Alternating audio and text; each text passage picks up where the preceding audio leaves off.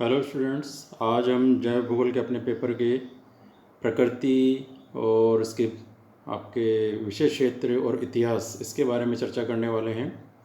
परीक्षा में कभी कभार इसका प्रश्न आ जाता है, जैव भूगोल की प्रकृति या विषय क्षेत्र के बारे में पूछ लिया जाता है।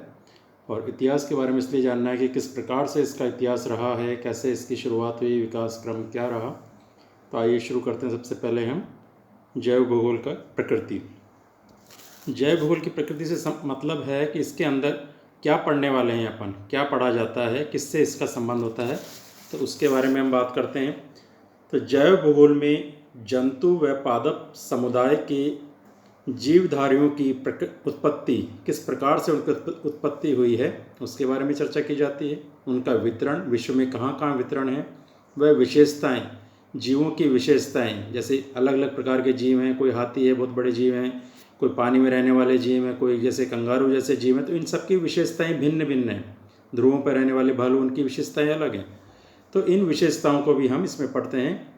और इसके अलावा ओरिजिन ऑफ स्पेसीज जैसे एक ये मशहूर पुस्तक है चार्ल्स डार्विन की, उसमें लिखा है, उसमें कहा गया है कि जीवन के परिवर्तनशील स्वरूप के कारण निरंतर नए प्रकार के जीवों का विकास होता रहता है। जैसे जीव जो आज से 1000 साल पहले थे उनका स्वरूप अलग था, लेकिन धीरे धीरे उसका स्वरूप बदलता गया। जैसे डायनासोर किसी युग में हुआ करते थे, लेकिन उन जीवों का स्वरूप बदला, वो बड़े आकार में, विशाल आकार में आज हमारे सामने नहीं है, लेकिन वैसे रेंगने वाले जीव, उसके जैसे समानदर्शी जीव आज हम मगरमच्छ आदि जीवों के रूप में देख सकते हैं। तो इसी तरह से जीवों का विकास होता रहा है। तो इन सबको हम इसके अंदर पढ़ते हैं।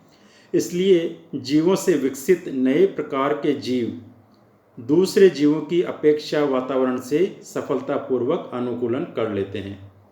अब यहाँ एक और चीज़ है कि जिन जीवों का विकास पुराने जीवों से हुआ है, या 1000 साल पहले जो जीव थे और उनसे विकसित होते हुए जिन जीवों की उत्पत्ति आज हो गई है, तो वो ज़्यादा अनुकूलन स्थापित करने में सक्षम है अपने जो वातावरण है उसके साथ में।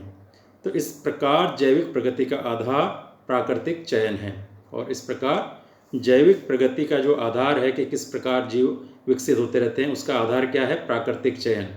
प्रकृति के हिसाब से चयन करना, प्रकृति चयन कर लेती है कौन कौन से जीव उस क्षेत्र में रहेंगे। ध्रुवीय क्षेत्र में किस प्रकार के जीव रहेंगे, मरुस्थलीय में किस प्रकार के रहेंगे, जलीय क्षेत्रों में किस प्रकार के रहेंगे। तो ये प्राकृतिक चयन की एक प्रक्रिया है जिसके दौरान होकर एक जीव गुजरता है और अपने आप को विकसित कर लेता है। और इसके बाद आते हैं हम इसकी विषय वस्तु पर। जैव भूगोल की विषय वस्तु, इसमें हम लेते हैं पर्यावरण के विभिन्न कारक विभिन्न प्रकार के जैव पदार्थ की जीवन क्रियाओं को प्रभावित करते हैं। जो जीव हैं उनकी जो क्रियाएं हैं वो किससे प्रभावित हो रही हैं? पर्यावरण के जो विभिन्न कारक हैं, नदी नाले, पहाड़, जलवायु और इस तरह के जो कारक हैं, मृदा, वनस्पति, ये सब जीवों को प्रभावित कहीं ना कहीं करते हैं। उनके विकास को, उनके भोजन क्रम को, सब ये प्रभावित करते हैं। पर्यावरण में स्थानिक भिन्नता के कारण जंतु व पादप समुदाय में भी भिन्नता पाई जाती है। जैसे जैसे पर्यावरण में भिन्नता पाई जाती है, उसी प्रकार से जंतुओं में भी भिन्नता आ जाती है। हम आदमियों की बात करें, दूसरे जंतुओं की एक समय इस क्षण में बात नहीं कर रहे हैं अभी। तो आदमियों को देखें कि भारत के संदर्भ में जम्मू कश्मीर के गोरे लंबे चट्टे हैं, और दक्षिण भारत की ओर चले जाएं तो काले वर्ण के हैं। तो इस प्रकार भारत देश में ही इतनी विभिन्नता है। उत्तर पूर्व की ओर चले जाइए, मणिपुर, असम, अरुणाचल की तरफ, तो वहाँ अलग तरह के कदकाठी है। तो ये भिन्नता जलवायु के कारण ही आती है। किस तरह का उच्चावाच है, किस तरह की जलवायु है, ये प्रभावित करते हैं जीवों के विकास को, और उनकी भिन्नता के पीछे यही कारण विद्यमान होते हैं। तो ये भिन्नताएं आकार, आयु, जीवन अवस्था में देखी जाती है। जंतु का आकार कितना बड़ा है, उसका जीवन क्रम कितना रहेगा, तो उसकी अवस्था कितनी अवस्थाओं में होकर वो गुजरेगा। तो ये सब निर्धारित होते हैं इन कारकों से। इन सभी का अध्ययन जैव भूगोल में किया जाता है, और इन सभी चीज़ों का अध्ययन जैव भूगोल में करा जाता है कि कौन सा जीव कहाँ पाया जाता है, उसकी विशेषताएं क्या हैं, और कौन से जलवायु कारकों या भौतिक कारकों से वो प्रभावित होता रहा है। तो जैव भूगोल की विषय वस्तु को हम मोटे मोटे बिंदुओं में बताएं तो इस प्रकार बता सकते हैं। पहला, जैव भूगोल जीवधारियों के भौगोलिक वितरण से संबंधित है। जैव भूगोल जीवधारियों के भौगोलिक वितरण, कहाँ कहाँ विश्व में कौन कौन से महाद्वीप में कौन कौन से देशों में उनका वितरण है, तो उससे संबंधित है। अब ये जीव में वनस्पति भी आ गए आपके, पशु व मनुष्य के रूप में, ये सभी चीज़ें इसके अंदर शामिल हैं। दूसरा बिंदु है आपका जैव भूगोल प्रजातियों के अंतर संबंध का अध्ययन है। जो प्रजातियां हैं उनके बीच में अंतर संबंध किस प्रकार का है उसके बीच का अध्ययन ये करता है। जीव व वनस्पतियां परस्पर एक दूसरे को किस प्रकार प्रभावित करती हैं। जीव वनस्पति को प्रभावित करते हैं और वनस्पति से स्वयं जीव भी प्रभावित होते हैं। इस पारस्परिक प्रभाव का विश्लेषण और विवेचन करना जैव भूगोल का महत्वपूर्ण लक्ष्य है, और इन सब चीज़ों का विवेचन करना या उसका विश्लेषण करना ही जैव भूगोल का महत्वपूर्ण लक्ष्य है। इसी तरह से एक अन्य बिंदु है इसका विशेष क्षेत्र का, उसमें हम बात करते हैं जैव भूगोल जीवधारियों में स्थानिक असमानताओं का अध्ययन करता है। जो एक स्थान से दूसरे स्थान के बीच में जीवों में अंतर आ जाता है उसका भी ये अध्ययन करता है। संपूर्ण पृथ्वी पर पर्यावरण भिन्न है, ये सब मानते हैं पर्यावरण एक जैसा संपूर्ण पृथ्वी पर नहीं पाया जाता, तो इसी भिन्नता के कारण जीवों में भी असमानता पाई जाती है। इसलिए जीवों के आकार, आयु, जीवन अवस्था में अंतर व स्थानिक भिन्नता मिलती है। जैव भूगोल वनस्पतियों और जंतुओं में स्थानिक भिन्नताओं का अध्ययन करती है। तो ये इसके विशेष क्षेत्र के बारे में चर्चा थी। और अब इसके बाद आते हैं हम जैव भूगोल का जो इतिहास है वो कैसा रहा है। जैव भूगोल का इतिहास की बात करें हम तो इसका जो जैव भूगोल का विकास हुआ है एक विषय के रूप में या विज्ञान के रूप में, वैसे तो इसको हजारों सालों से पढ़ते आए हैं, इसके बारे में जानने के लिए आदमी उत्सुक रहा है। किसी जीवों के बारे में, वनस्पतियों के बारे में अलग अलग काल में। अपन भारत के संदर्भ में बात करें तो जैसे लक्ष्मण जब मूर्छित हुए थे रामायण में, तो उनके लिए संजीवनी बूटी लाई गई थी हिमालय से, तो वो पता था, उसका ज्ञान था। उस तरह उस समय के जो वैद्य थे उनको ज्ञान था कि वो जड़ी बूटी जो जीवन को वापस लौटा सकती है कहाँ पर मिलेगी, तो वो हिमालय में मिली उस समय। तो इस प्रकार जैव भूगोल से संबंधित जो जानकारियाँ हैं या जो इसका ज्ञान है वो हजारों सालों से रहा है, लेकिन एक विज्ञान के रूप में इसका विकास कब हुआ उसके बारे में बात करते हैं अपन। तो सबसे पहले इसकी शुरुआत जो वैज्ञानिक आधार के रूप में हुई उसके बारे में अगर बात करें तो 18वीं शताब्दी के मध्य से इसका विकास हुआ यूरोप से।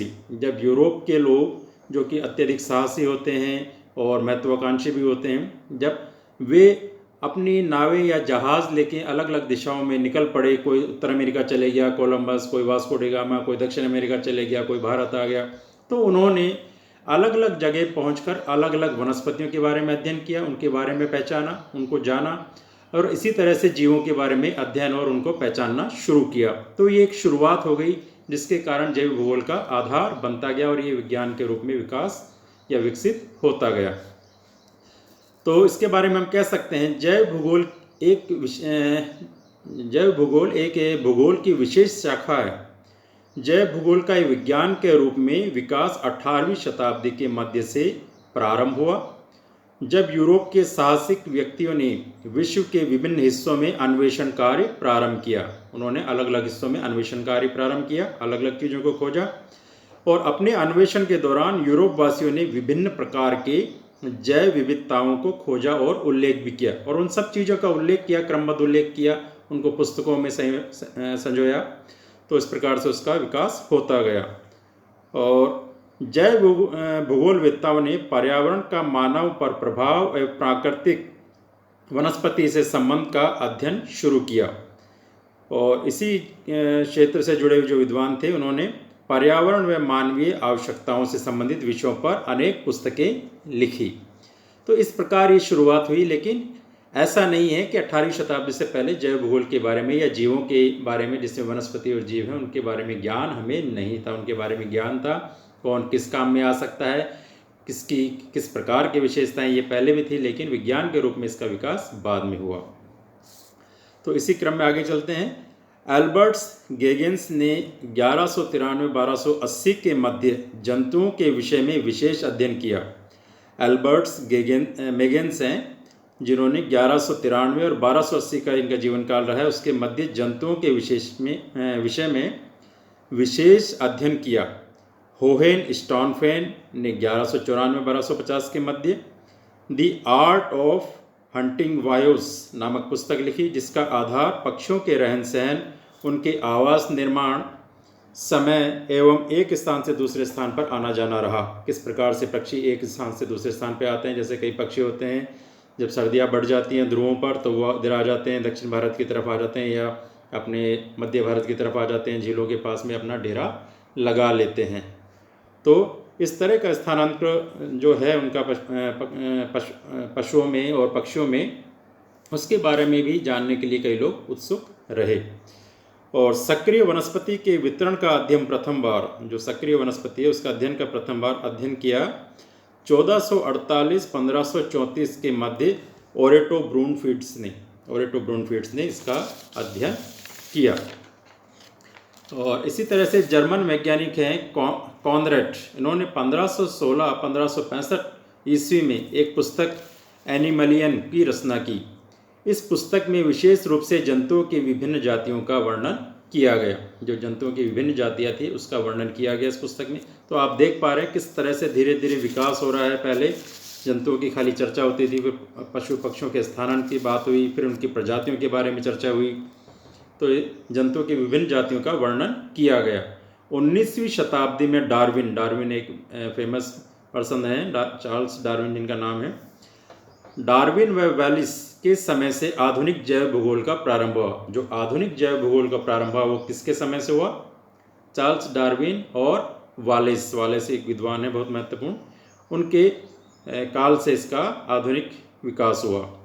अब जंतुओं के विकास को अधिक महत्व देते हुए जैव भूगोल विदों ने अपना वर्गीकरण प्रस्तुत किया। विभिन्न प्रकार के जंतु समूह के आधार पर पृथ्वी को कई क्षेत्रों में व परिक्षेत्रों में विभाजित करने का प्रयास किया, और जंतुओं के आधार पर कई क्षेत्र पृथ्वी के विभाजित किए गए, उपक्षेत्र बनाए गए। पक्षियों को आधार मानकर डॉक्टर पीएल स्काल्टर 1857 ने संपूर्ण पृथ्वी को 6 विशाल क्षेत्रों में विभाजित किया।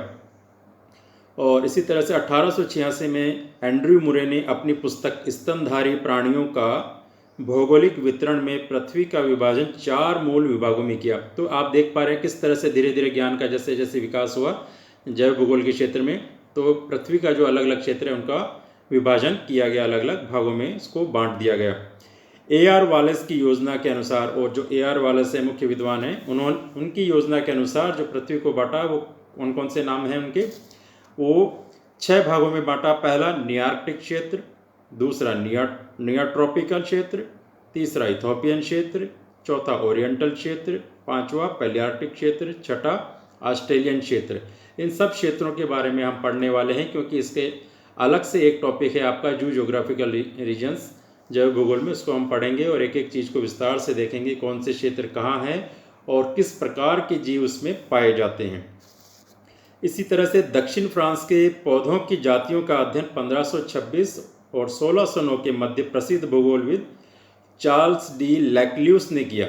चार्ल्स डी लैक्ल्यूस ने पौधों की जातियों का अध्ययन किया। और 16वीं शताब्दी में हैंस स्टाडन ने अपनी पुस्तक ethological monograph of the new worlds में अमेरिकन वनस्पति एवं जीव जंतुओं का वर्णन किया। इस भूगोलविद ने उत्तरी एवं दक्षिण अमेरिका के तटीय क्षेत्रों में पाए जाने वाली वनस्पति और जंतुओं के स्थानांतरण का भी अध्ययन किया। इसमें खास तौर से जो अध्ययन किया इन्होंने उत्तरी अमेरिका के ऊपर किया, किस तरह से जीवों का स्थानांतरण, वनस्पति और जीव जंतुओं का किस प्रकार से विकास हुआ।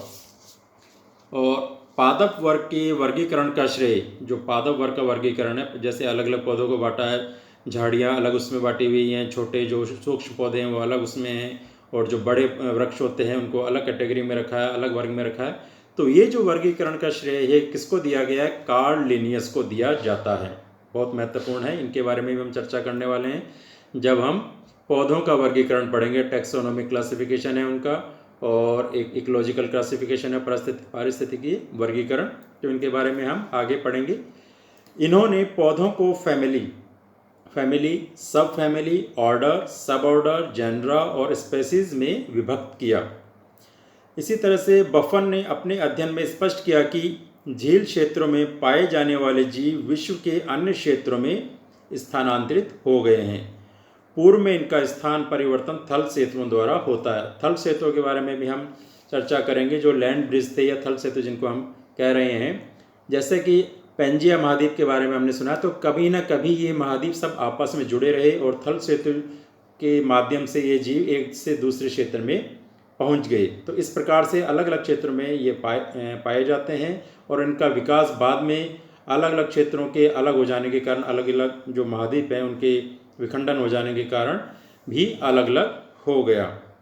तो जीव जंतुओं के वर्गों का जो वर्गीकरण है एबरहार्ड व जिमरमैन ने 1743-1815 के मध्य दिया। जर्मन भूगोलविद पीटर सीमेंस ने रूस में पाए जाने वाली स्टेपिज घास की जलवायु दशाओं का अध्ययन किया। वॉन हम्बोल्ट ने 1769 और 1859 के मध्य अपने अध्ययन में स्पष्ट किया कि वनस्पति ही जलवायु दशाओं को प्रदर्शित करने का उपयुक्त तरीका है। पेड़ पौधों के वितरण को मानचित्र पर दर्शाने का कार्य 1787 और 1852 में J.F. स्काउन ने किया।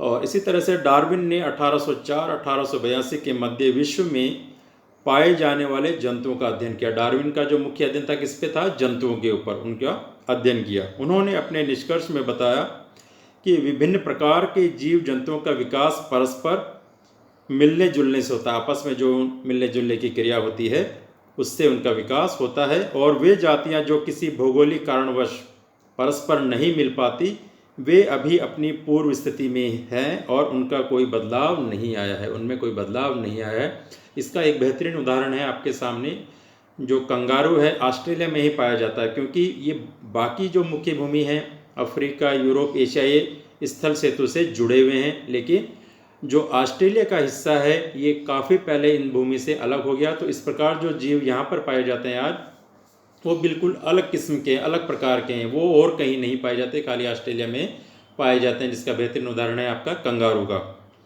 तो किस तरह से ये आपस में मिलते हैं और उनका विकास कैसे होता है, ये चार्ल्स जो डार्विन है इन्होंने बताया। इसी तरह से 1953 में गुड नामक भूगोलविद ने विश्व के पेड़ पौधों को 25 भागों में विभक्त किया है। तो इस तरह से जैव भूगोल का विकास अलग अलग कालक्रमों में होता रहा है। तो इसको आप जैव भूगोल के इतिहास के बारे में जब चर्चा हो तो उसमें हम